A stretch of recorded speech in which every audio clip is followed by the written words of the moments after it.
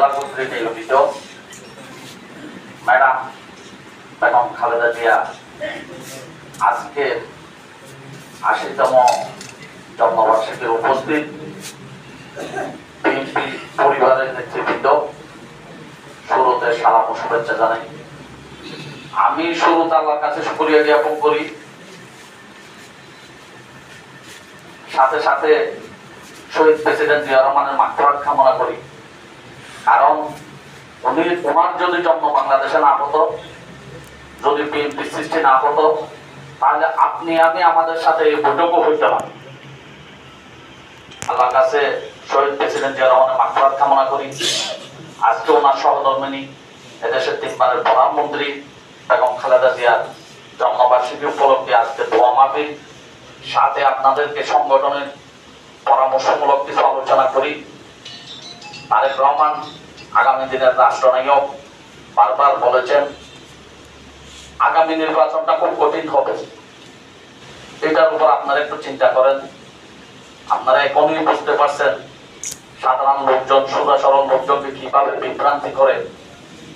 আসলে মগজ দইয়ের মাধ্যমে নির্বাচন, ভোট নড়াচড়া হয়, কেউ কাউকে বোঝাইতে সক্ষম হইলে ভুল পথেও মানুষজন ডাইভার্ট হয়েছে।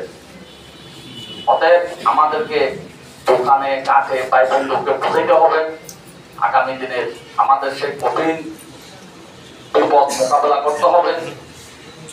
আমি আজকে খুব বেশি আনন্দিত এই কারণে, আমরা আজকের জন্মবার্ষিকীর অনুষ্ঠানে টাকার সাথে সাথে আপনারা যেভাবে সাড়া দিয়েছেন, ভোটের মাঠ গরম হয়েছে, ঠান্ডা হয়েছে বলে আমি মনে করি ইনশাআল্লাহ।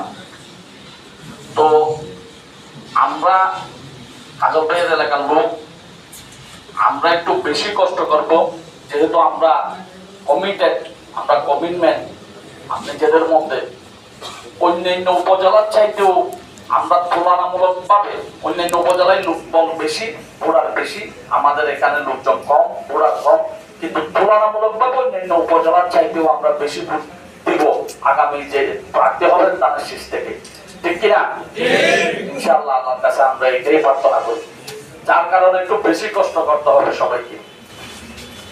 আমাদেরকে যখন তফসিল ঘোষণা করবে, সাথে সাথে 9টা ওয়ার্ড এক ইউনিয়নে, 5 ইউনিয়নে 45টা ওয়ার্ডে কাজ শুরু করে দিতে হবে মাঠে মাঠে। বিশেষ করে আমাদের মা বোনদের কাছে দূর টু দূর ঘরে ঘরে যেতে হবে, তাদেরকে বোঝাইতে হবে যেন তারা বিভ্রান্ত সৃষ্টি না হয়। আমরা যেরকম 45টা ওয়ার্ডে মিটিং করেছি, কমিটি করেছি কাজ করার জন্য, ঠিক সেইভাবে যুব দলও শেষ পর্যায়ে, শ্রমিক দলও শেষ পর্যায়ে। গত মিটিং আপনারা দেখেছেন, তারা খুব ভালোভাবে আমাদেরকে সাপোর্ট দিয়েছে ইনশাআল্লাহ, আলহামদুলিল্লাহ। তো বাকি যারা আছে, স্বেচ্ছাসেবক দল, কৃষক দল যারা আছে, তাদেরকেও এভাবে প্রত্যেক ওয়ার্ডে কমিটি করতে হবে। কমিটি করলে আপনারা যদি ইউনিয়নের সভাপতিকে বলেন, এক ওয়ার্ড থেকে যদি 10 জন লোকও আছে, 10 ওয়ার্ড থেকে 100 জন হয়ে যায়। এবং সমস্ত মিটিং মিছিল আগামীতে হবে এরকম, আপনাদেরকে বলি যেরকম গতবার হয়েছে। অর্থাৎ বিএনপি আসবে আলাদা, বিএনপি চিন্তা করতে পারবে না, সাথে যুবদল ছাত্র দলকে নিয়ে তার মিছিল বড় করবে।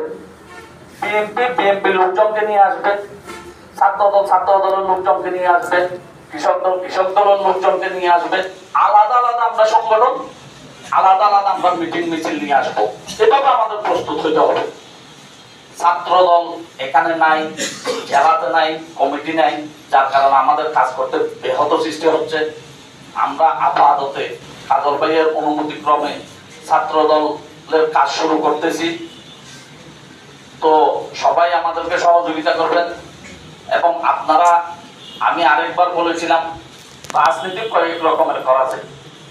একটা হচ্ছে আমরা যারা নামাজ দোয়া পড়ি, যারা বয়সেও বেশি, আমরা আল্লাহর কাছে দোয়া করতে পারি। আল্লাহ আছে, সকলের বিশ্বাস হয়। আপনারা খেয়াল করলে বুঝবেন, নিজের জীবনকে রিসার্চ করলে বুঝবেন।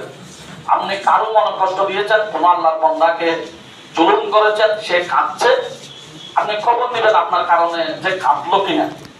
কিছুদিন পরেই আপনি দেখবেন, কয়েকদিনের ভিতরে আপনি দেখবেন আপনি কোথাও থেকে কষ্ট পাচ্ছেন, বেজ্জতি হয়েছেন, ক্ষতিগ্রস্ত হয়েছেন।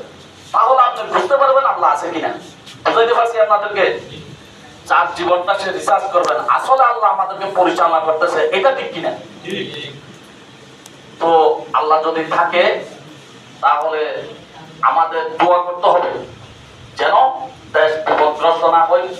এদেশে প্রতিদিন খুন খারাপ হচ্ছে, এদেশে কোনো নির্বাচিত সরকার নাই, দায়বদ্ধ দায় দিতে হবে, জবাব দিতে হবে, এরকম কোন সরকার নাই। এদেশে যেন একটা সুষ্ঠুভাবে সবাই মিলে নির্বাচিত সরকার দেশকে উপহার দিতে পারে। অন্য আরেক ধরনের আমরা রাজনীতিকে সহযোগিতা করি, সংগঠনকে সহযোগিতা করি, এটা হচ্ছে মিটিং মিছিলে যাব, যখন সময় হয় যারা যুবক মিটিং মিছিলে যাব, আমরা মাঠে যাব, ঘরে ঘরে যাব, ওয়ার্ক করবো, শারীরিক ভাবে সময় শ্রম দিব। আরেক ধরনের আমরা পার্টিকে সহযোগিতা করতে পারি আর্থিক ভাবে। এখানে কেন্দ্র থেকেও কোনো টাকা দেওয়া হয় না, জেলা থেকেও কোনো টাকা দেওয়া হয় না, আপনার ওয়ার্ড আপনার টাকা দিয়ে চলে, আপনার ইউনিয়নের টাকা দিয়ে চলে। তাহলে ইউনিয়নের সভাপতিকে বা ওয়ার্ডের সভাপতিকে বাকিরা 50 টাকা 100 টাকা দিয়ে সহযোগিতা করা, এছাড়া চলার কোনো সংগঠন চলার কোনো সুযোগ নেই। সংগঠন চালাইতে টাকা খরচ করে, যিনি সভাপতি সেক্রেটারি আছেন উনি ভালো জানেন। তাহলে দ্বিতীয় নম্বর হচ্ছে হেডার ভিত্তিক, যেটা আমি বলতে চাই না, এটা তো আমরা বিশ্বাসী না।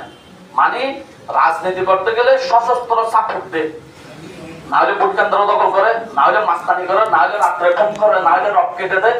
এক কথাই হিংস্র ভাবে এভাবেও রাজনীতি করা যায়। এটা কিন্তু বিএনপি বিশ্বাস করে না। কারণ আমি যে একটা বললাম আল্লাহ আছে, এটা যদি বিশ্বাস করেন আপনি ভালো কাজ করলেন, নিয়ে কাজ করলেন, এটার ফসল আপনি পাবেন। আপনারা এখন পেয়েছেন, আপনাদেরকে যাদেরকে জোর জুলুম করেছে, যারা করেছে তাদের কোন অবস্থা আপনারা খবর নিয়ে দেখেন, সব জায়গায় একরকম। অতএব আমরা নামাজ পড়বো, দোয়া করবো, মিটিং মিছিলে যাব, এবং যেটা আমি শেষ পর্যন্ত বলতে চাচ্ছি এটা হচ্ছে লিখিত ভাবে, লেখালেখির মাধ্যমে।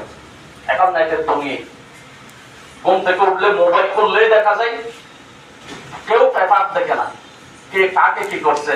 এখন আমি কাউকে মারি নাই, আপনারা সবাই ঘুম থেকে উঠলে মোবাইলে দেখছেন আমি একজনকে মারছি, তা আপনারা সবাই আমাকে রিং দিবেন, আমাকে পাইলেন না, আপনাদের বিশ্বাস হবে কিছু না কিছু রটে, মানে কোনো একটা কিছু হয়েছে। অর্থাৎ মোবাইল মানুষের ব্রেনকে ধোলাই করে। তাহলে মোবাইলে লিখতে হবে, মোবাইলে আমরা মিথ্যা লিখবো না, যেটা সঠিক এটাই লিখবো। আমাদের প্রতিপক্ষ আমাদেরকে বিতর্কিত করতে চাইবে, আমাদের কোন কর্মীর কথাকে কাজকে বিতর্কিত করতে চাইবে, আপনারা যেভাবে অতীতে সহযোগিতা করেছেন তার চাইতে বেশি সহযোগিতা করতে হবে ইনশাআল্লাহ। পারবো কিনা আমরা সবাই? ইনশাআল্লাহ। আমরা যুব দলের প্রত্যেক ইউনিয়নে, প্রত্যেক ওয়ার্ডে মানুষ ঠিক করে ফেলতে হবে, দুইজন লিখবে প্রতি ওয়ার্ডে। ছাত্র দলের প্রতি ওয়ার্ডে দুইজন লিখবে, কারা লিখছেন না খেয়াল রাখতে হবে। বিএনপিতে প্রতি ওয়ার্ডে দুইজন লিখতে হবে, তাহলে আমাদের প্রসার বেড়ে যাবে। আমরা পার্টির যে কোনো একটা ভালো রেজাল্ট এটা আমরা লিখবো, কেউ যদি পার্টির ভিতর ভুল ত্রুটি করে এটা আমরা লিখবো না, আরেকজনের আইন বিপদ রাখা মানে আল্লাহর কাছ থেকে সহযোগিতা পাওয়া। আপনারা দিক বিপদ থাকবে, ঠিক কিনা? ঠিক।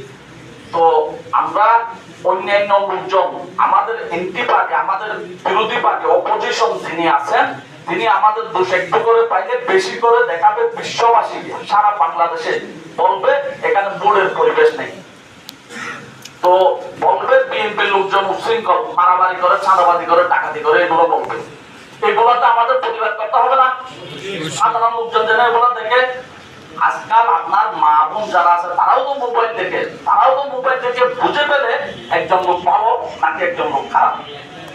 আমাদের ভিতর কিছু লোকজন আছে, আপনারা নিজেদের যারা বেশি মোবাইল চালান নিজেদের মোবাইলটা ঘাঁটবেন। আজকে আপনি পার্টির, আপনার বিরোধী পার্টির জন্য কয়টা স্ট্যাটাস দিচ্ছেন, আর আপনার পার্টির ভিতরে আপনার সহকর্মী যিনি আপনার সাথে মন খারাপ তার জন্য কয়টা স্ট্যাটাস দিচ্ছেন, অর্থাৎ আপনি দলের বিরুদ্ধে কয়টা স্ট্যাটাস দিচ্ছেন, যেটা আমরা আত্মঘাতী বলি। এটা থেকে আমাদের সরে আসতে হবে। অন্যান্য দলের লোকেরা তো তাদের কর্মীদের বিরুদ্ধে স্ট্যাটাস দেন, আমরা কেন দিব? আমরা সবাই শহীদ প্রেসিডেন্ট জিয়াউর রহমানের সৈনিক, আমরা সবাই তারেক রহমানের অধীনে রাজনীতি করি। তারেক রহমানের রাজনীতি মেধাভিত্তিক রাজনীতি হবে, অর্থাৎ লেখালেখি এবং কোন ধরনের প্রতিষ্ঠা থাকবে না এই রাজনীতিতে।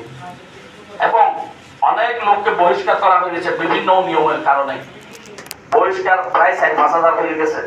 এখন একটা লিস্টে করতেছেন তারেক রহমান ওনার পার্সোনাল লোক দিয়া, যারা অনিয়ম করে জুলুম করে আমাদের কারণে সাধারণ মানুষ যদি কষ্ট পায়, সাধারণ মানুষ যদি চেহারা কালো করে, আমার পাহাড়ের বল দেখে যদি আমি সুবিধা আদায় করি বেশি, আরেকজনকে কষ্ট দিয়া, এই লিস্টগুলো তৈরি করা হচ্ছে। প্রতি জেলায় জেলায় তারেক রহমানের মানুষজন আছে।